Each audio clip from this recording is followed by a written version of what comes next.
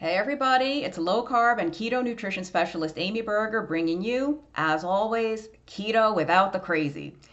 If you like keto without the crazy, remember that we now have merch. We have coffee mugs, we've got drinking glasses, tote bags, t-shirts, sweatshirts. Check out the link to the merch store or swag if you prefer. There's a link in the notes. And one more business item before we get into today's topic, and that is that the Keto Made Simple course is opening on January 8th, 2024. If you are watching this before January 8th, check out the link in the notes to Keto Made Simple and get on the wait list, because if you sign up for the wait list, we will notify you as soon as enrollment opens and you can get in and start learning. It's called Keto Made Simple for a reason. If you are ready to take the crazy out of your keto, if you've been doing keto and you're floundering, you're lost, you're overwhelmed, you're tired of all the mixed messages, and you're tired of not getting the results you want, definitely check out Keto Made Simple. And I'm in there providing tons and tons of support. Dr. Westman provides support. So there's really nothing else like it out there, but I don't want to say too much and take too much time for this video, so just check out the link. All the information is there. Okay. I would like to share my thoughts on the increasingly popular weight loss drugs. Now, some or most of these drugs were initially approved for type 2 diabetes, and they are now being used for obesity and to help people with weight loss. So I'm talking about Ozempic, Wegovy, Mounjaro, and there's a few others. And the drugs that are used for weight loss are actually the same ones that were initially used for diabetes. It's the same molecule, same compound. They just give it a different name, whether they're prescribing it for diabetes or weight loss, and the doses are sometimes a little bit different too. That is neither here nor there. I just want to point out that that's what I'm talking about, the Ozempics, the Wegovys, the Mounjaros, and all those other ones.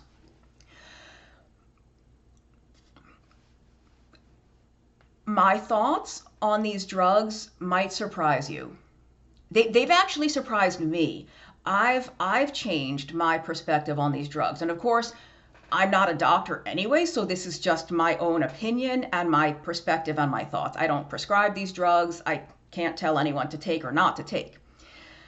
But where do I start? Now, I don't have notes, and I was thinking about making notes, but I'm pointing out to you that I don't have notes, because this is how you know that anything I say is coming from the heart. It's coming from my mind too, and my head, but mostly from my heart. So, okay, real quick, what do these drugs do? They have different mechanisms depending on the compound, but very simply speaking, they make you feel full. They mimic some of the hormones that help you feel full and keep you feeling full, and not just in your GI tract, not just in your stomach and intestines, but here. The hormones that they mimic, you may have heard the term a GLP-1 receptor agonist, because it's an agonist. It works on the same receptor as the hormone GLP-1, and there's also a hormone called GIP, different mechanisms, different things, but these also work in the brain. And that's a huge point that I'll come back to in a bit. Just want to say, that's the primary mechanism of action. It's a mechanism that has multiple different effects. And anyway. These drugs have been absolute game changers for a lot of people. Now, there are a lot of people in the keto world who are a little bit full of themselves and a little bit holier than thou and a little bit way up on their high horses. And they are kind of the finger waggers who are saying, well, why don't you just do keto? If you just did keto, you wouldn't need this drug. Well, for some people, many people in fact, we go on a low carb or keto diet, and the keto pixie dust sprinkles down upon us. Some of you have heard me use that phrase before, and all the magic happens. Our appetite is really, really well controlled. The sugar cravings go away. We're bounding with energy, and life is grand for a lot of people. Not for everybody. Some people do keto and they don't experience that magic. And some people have such a difficult time sticking to keto that they never experience that because they never actually stick to the diet consistently. What these drugs do, so ideally, in an ideal world, nobody would need help to lose weight. Nobody would need help to stop binge eating. Nobody would need help with food stuff, with food issues that we all have. But some people do need that help. And just going keto doesn't always fix it. Or, like I said, there are some people who have a really, really difficult time sticking to keto. And what these drugs can do for those people. Does everyone need these drugs? No. But for the people who are really struggling, when I say these drugs are a game changer, what these drugs often do is make it easier for these people to stick to keto or to implement whatever other plan they think will work for them, right? Keto isn't the end all be all. What these drugs do is quiet the food noise. If you don't have food noise, then you don't know what I'm talking about. But if you do, it's the chatter, it's the ceaseless thinking about food and wanting food and feeling like you need food. And I recently found a podcast that is entirely people who take these drugs and have benefited from them massively. And they really, really emphasize that, you know, it's not like they didn't know what they needed to do to lose weight. It's not like they didn't know the kinds of food. They knew. It was just virtually impossible to actually do it. And it isn't always a matter of willpower and discipline. But these drugs made it easier for them, or it gave them the wherewithal they needed. It gave them the biochemical and hormonal strength that they needed to implement the changes that they wanted to or tried to implement and couldn't do on their own. And who are we to withhold that help from the people who need it? And this is perhaps a poor comparison, but bear with me. If somebody is a drug addict and they're struggling to get off drugs, we have the concept of harm reduction. We give them a less harmful drug to help them get off the really, really hard stuff, right? And then over time, we kind of get them off that. We don't say to these people, you're sorry, you're on your own. Just say no, like they did in the 80s when I was a kid with the drug resistance programs, right? We don't say, well, buck up, you know, just stop using. No, we give them help. We give them a little leg up. If you break your leg, or let's say me, I'm short. I'm a very short gal. If you've ever met me in person, I'm very short. If I need to reach something off the top shelf somewhere, maybe I stand on a chair. Maybe I've got a little step stool. The world doesn't say, well, too bad, Amy. I guess you're just never, ever going to put anything up on the high shelf. I guess you're just never going to take advantage of all that closet space up there. No, we provide a tool to give assistance when it's needed. That's all this is. That's all these drugs are. They are a tool to help people do something that they were not able to do on their own. And there are some negative issues, of course, and I'll come back to that, but I really can't emphasize this enough. Some of the people who are taking these drugs and having, again, massive radical benefits and transformations in their weight, in their health, in their quality of life, in their ability to go participate in life. I've heard more than once from these people where when they were first new to these drugs, and it's such a radical change to the thoughts and thinking and feelings around food, that they say, oh my God, is this how normal people feel? Is this what it's like to feel normal around food? So if you have never had really severe, disturbing problems with food, then you can't really understand or empathize with people who do have those issues and people for whom these drugs can be life-changing in a good way. And I'll say again, who are we? How dare we withhold that and just tell, well, you're on your own. Eat less, move more. Just stick to keto. Just follow the food list. If people could just do those things, they would already be doing it.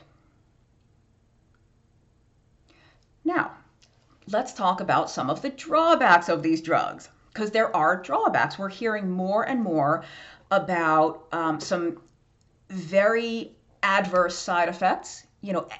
Show me a drug that doesn't have side effects. So the fact that these drugs have side effects is not a reason to abandon them or to withhold them from people who could truly benefit from them.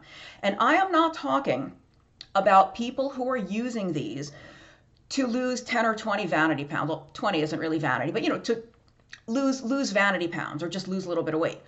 Talking about people who are heavier or larger to the point that it is impairing their lives. It is impairing their quality of life. So every drug, anytime a drug is prescribed, there should be that discussion of weighing the pros and cons, right? The cost benefit analysis or the risk benefit analysis. And because of what these drugs do, the real severe risks are gastroparesis. I think there's some thyroid cancer risk issues. And of course, the rebound weight gain, because some of these drugs are newer. Some of them are actually very old. They've been around for decades, I think, but they're new to being used for weight loss. We have a much older track record with them for diabetes. So what we're seeing so far is that a lot of people do start to regain the weight when they stop the drug. And a lot of people have to stop the drug or the drugs because they are very expensive, and sometimes insurance just stops covering them. Sometimes it's just unavailable anymore, so you are forced to stop taking it. So of course there's some rebound weight gain. And not only that, but in some people, even when they're still on the drug, over the longer term, the weight loss kind of bottoms out and it's harder to lose more. Even if they're still maybe overweight, they still have a bit more to lose or that they would like to lose, but it becomes harder and harder even when they're still on the drug. Because these drugs, you can out binge Mounjaro. You can out binge Ozempic. You can out eat any of these drugs. So it is possible to take these drugs and not lose that much weight if the behavioral or addiction aspects of food are so strong that even on the medication, someone is still drawn to the food and still eating it, then or still overeating, then they're not going to have the sort of like almost magical stellar results that we see in other people. I'm just pointing that out because a lot of people sort of claim, again, like the finger waggers, that this is the easy way out.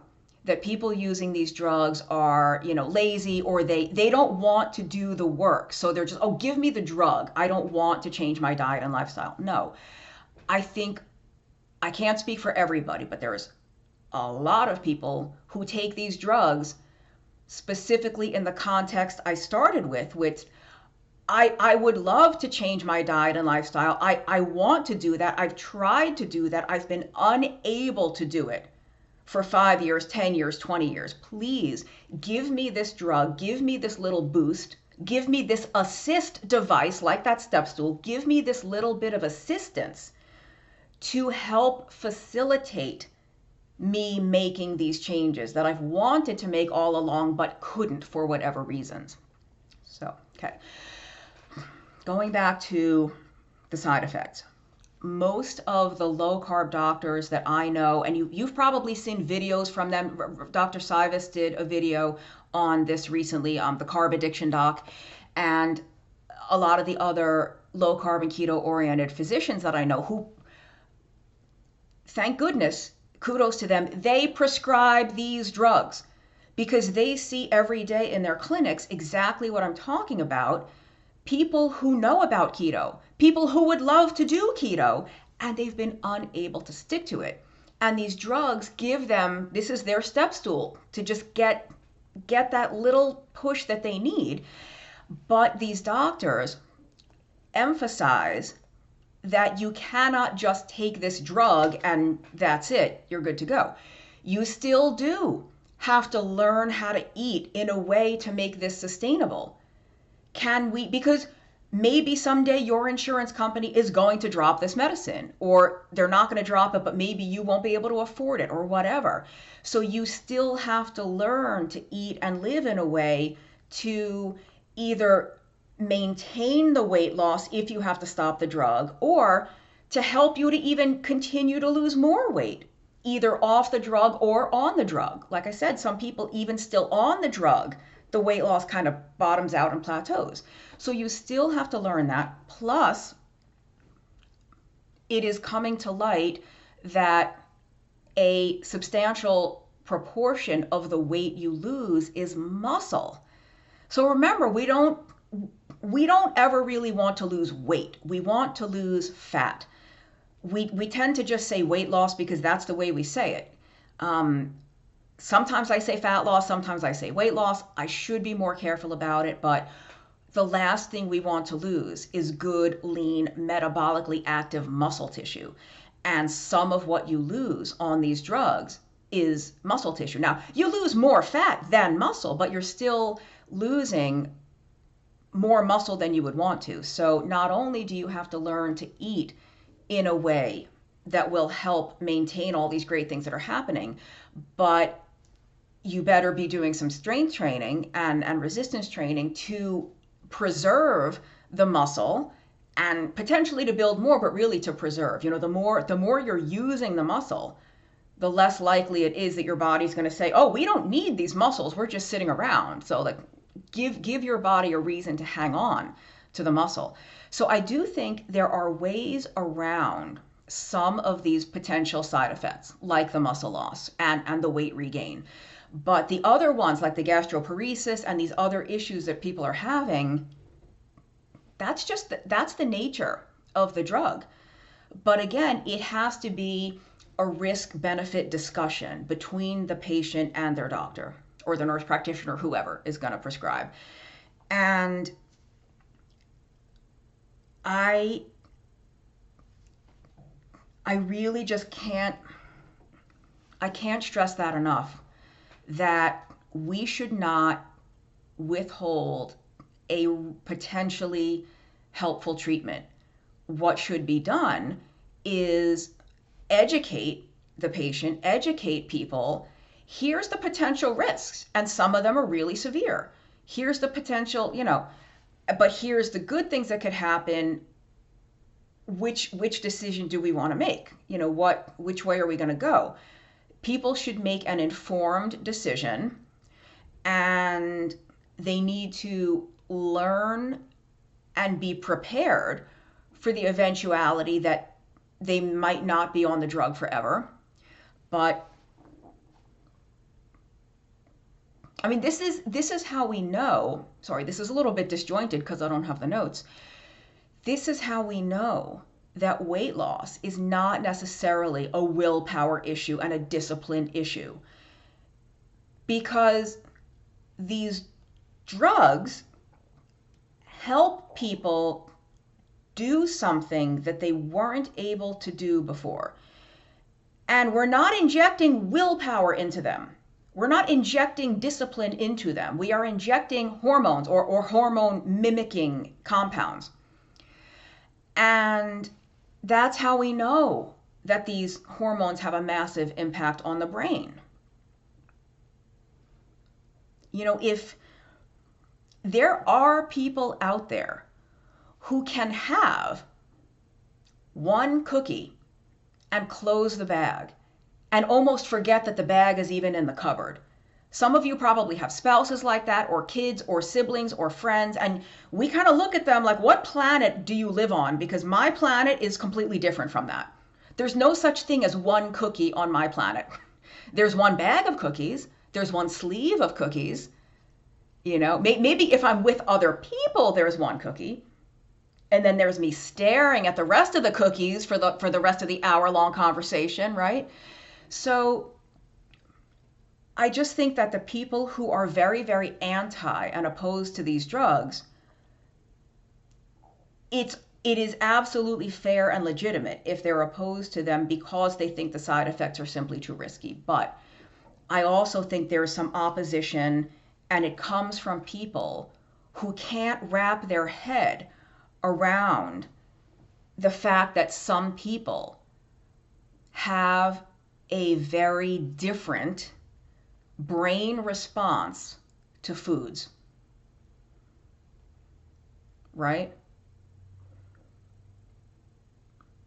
I mean, there are just some purists out there who say, just go on the carnivore diet.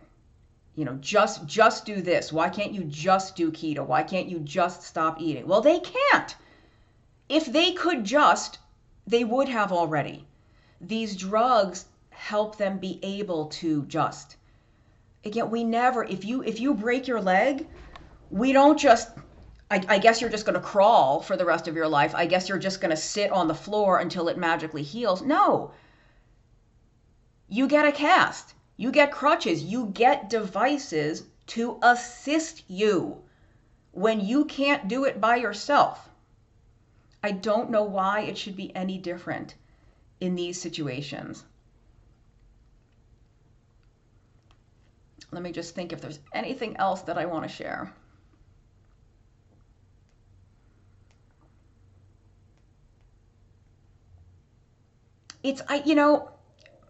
I think some of the opposition to these drugs comes because a lot of people think that weight is a morality issue.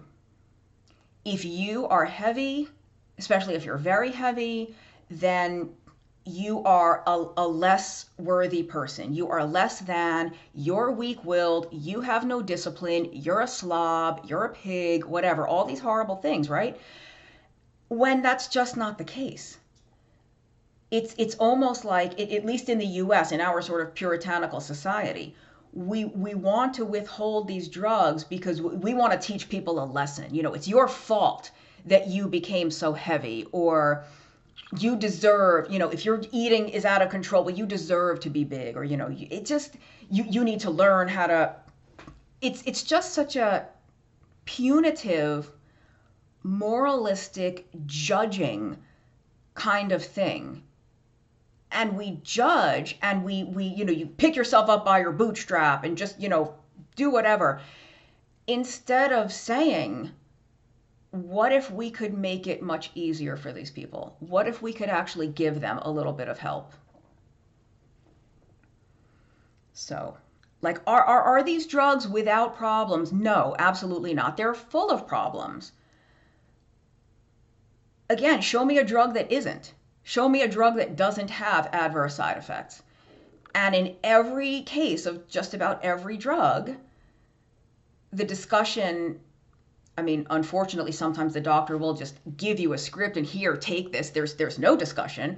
But ideally, there's a shared decision making where you look at the pluses and minuses. So, does everybody need these drugs?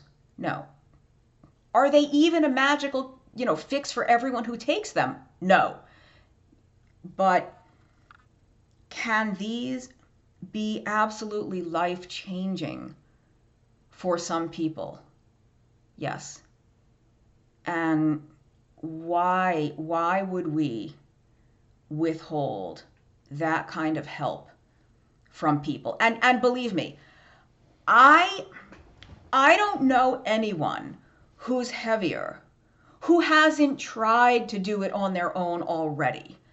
I could be wrong, I'm speculating here, but I would be pretty surprised if Ozempic or Mounjaro or Wegovy or whatever was somebody's first course of action. They never ever tried to lose weight before, ever. Just give me the drug. No. These are people who have struggled for years. And they've struggled for years. Maybe they have faced ridicule even from their families, friends, or from society at large. Maybe they have felt a lot of ridicule from their own selves, a lot of shame, a lot of disappointment, a lot of frustration, feeling frustrated as hell because they're trying their best, they're doing their best, and they're literally their own brain is working against them. Their wiring, for whatever reason, their wiring around food is not, it's an obstacle, it's a roadblock to them really being able to make a change. So I don't, except for maybe some privileged celebrities and, the vanity people that just want these drugs and want to lose 5 or 10 or, 8 pounds or whatever, I think probably a lot of people that are getting on these medications, it's not that this is a last resort, but it's certainly not the first resort. It's not the first thing they've tried. It's not the first time they've tried to lose weight.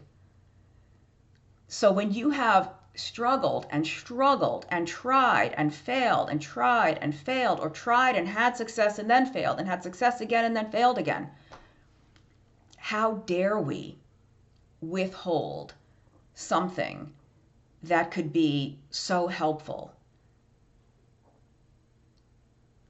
That's all I'll say. We're coming up on 30 minutes. I'm going to close out.